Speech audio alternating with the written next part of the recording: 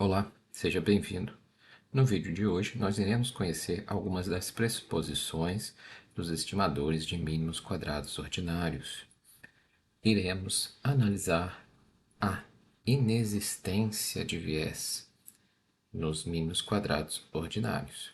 Para isso, nós começamos com algumas pressuposições em que, considerando o nosso modelo populacional,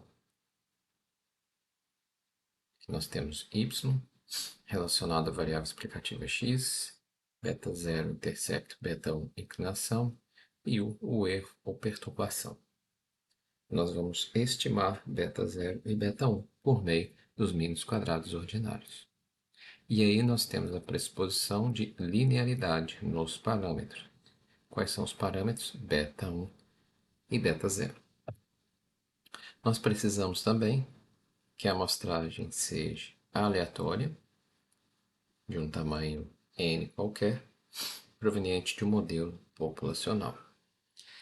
Que a nossa variável explicativa x tenha variação amostral, e essa hipótese então falhará se o desvio padrão amostral ou a variância de x for igual a zero. E, importante, nós precisamos a média condicional zero do erro para todo o valor de x. Isso implica em dizer que o erro e a variável explicativa x são independentes. E nós vamos ver que, quando essa pressuposição falha, também falha a propriedade de inexistência de viés dos mínimos quadrados ordinários. Vamos demonstrar essa inexistência de viés tomando aqui beta 1 chapéu, o estimador, que é dado por essa expressão, que também pode ser representada dessa forma. Então, o numerador pode ser representado aqui, o que muda é essa parte. E como que isso pode ser feito?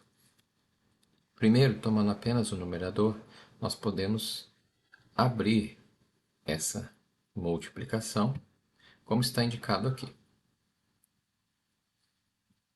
E nós vamos lembrar que o somatório de i indo de 1 a n xi é simplesmente x barra, que é a média, vezes n, que é o número de observações. E, neste caso aqui também, nós temos somatório de 1 indo até n, x barra, só que eu vou somar n vezes. Então, aqui também é igual a n vezes x barra. E, como nós temos x barra e y barra que não tem esse subscrito i, ou seja, são constantes, nós podemos passar aqui para fora do nosso somatório. Então, fica dessa forma. E aqui, como estava lá, os demais termos. E aí, da nossa propriedade, que isso daqui é igual a nx barra, nós reescrevemos aqui. Esse daqui também vai ser nx barra y barra. Veja que você vai ter menos com mais, então esse termo vai se anular, conforme você pode verificar aqui. Então, nós ficamos apenas com esses dois termos. Veja que nesses dois termos, o yi e o yi é o termo comum. Então, nós podemos colocar em evidência yi e nós temos xi menos x barra. Então, como está indicado aqui. E então, nós chegamos que este termo é igual a esse termo. E aí nós representamos nosso estimador, nosso numerador dessa forma, porque em yi nós vamos substituir por beta 0, beta 1x mais erro. E aí distribuir, então vou ter beta 0 vezes esse primeiro termo, beta 1x vezes o primeiro termo e assim sucessivamente. Nós precisamos lembrar então que beta 0 novamente é uma constante, nós podemos passar aqui para fora. A mesma coisa com beta 1. Então, estão aqui de fora. E agora nós lembramos que esse termo é igual a zero por meio dessas propriedades. Se isso é igual a zero, então zero vezes beta zero, esse termo some. Este outro termo está aqui, ó. Então pode ser escrito dessa forma. E veja que este termo é o mesmo do denominador. Então aqui nós já vimos que vai dar zero. Isso daqui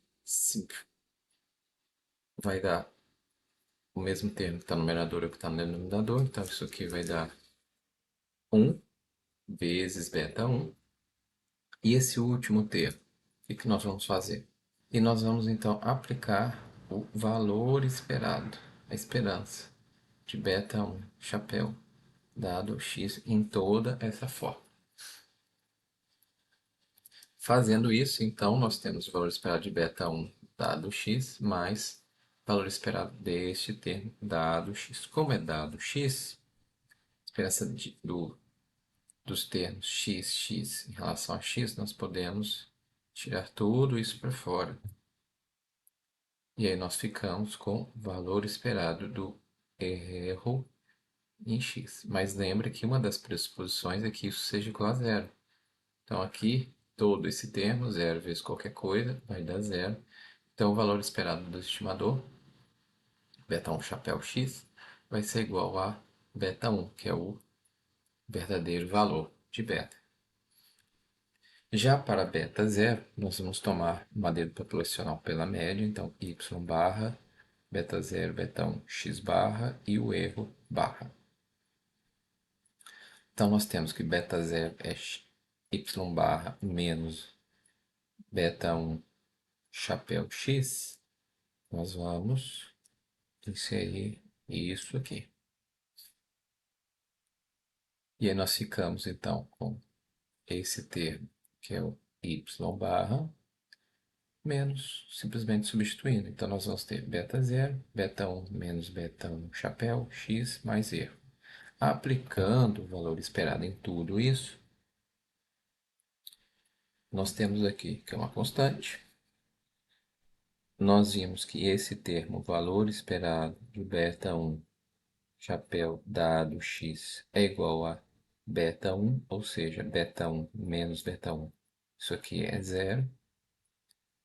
E nós, de novo, temos o valor esperado do erro dado x igual a zero. Então, chegamos aqui que o valor esperado de beta 0 chapéu dado x também é beta 0. Então, se tivermos uma amostra típica, essa estimativa será próxima do verdadeiro valor populacional, beta 1 e beta 0. Embora que nem sempre é possível obter uma amostra boa, podemos obter uma amostra ruim, e com base nisso teremos um valor, uma estimativa distante do valor ali de beta 1. Se isso é diferente de zero, os estimadores são viesados. Isso ocorre quando nós temos fatores em U que afetam y e que estão correlacionados com x. Então, como nós vimos, esse termo implica uma correlação do erro com x. Se isso ocorre, nossas estimativas são viesadas e podemos obter uma correlação espúria, ou seja, teremos, pela estimativa do modelo, uma relação entre y e x que não será verdadeira e que se deve por outros fatores que afetam tanto y que estão correlacionados com x.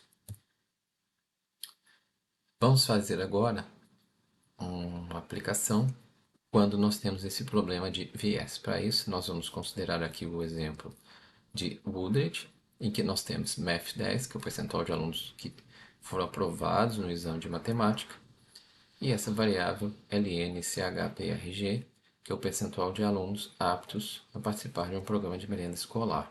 Perceba que nós temos então apenas uma regressão simples, uma variável dependente explicada por uma variável independente, e que o erro inclui todas as variáveis que afetam MET 10, mas que não foram incluídas na regressão.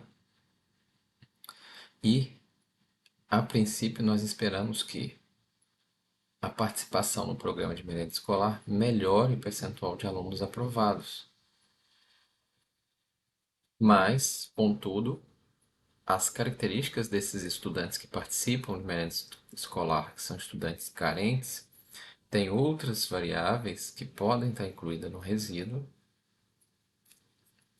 mas e correlacionadas com essa participação no programa. E isso levará a um viés nas nossas estimativas. Então, vamos fazer essa aplicação no RStudio.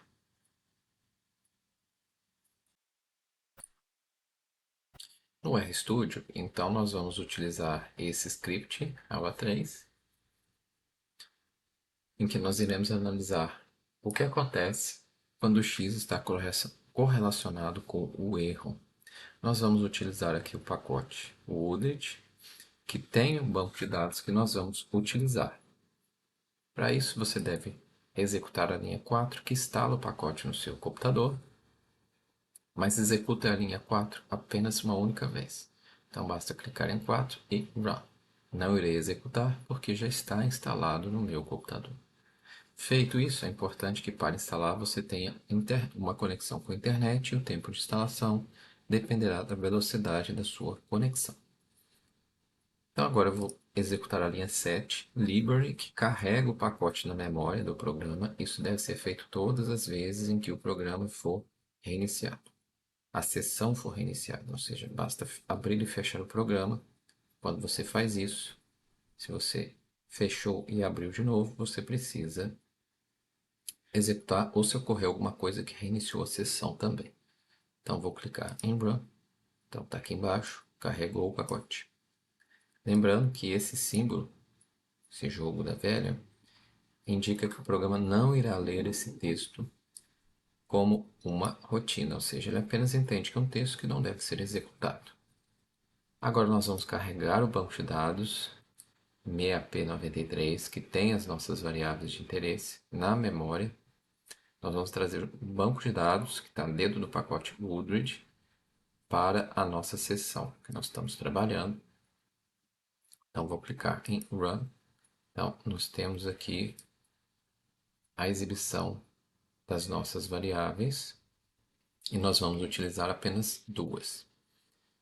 Nós vamos executar esse modelo, então, MEST10, explicada por essa variável, lnchprg, utilizando dados do arquivo meap93.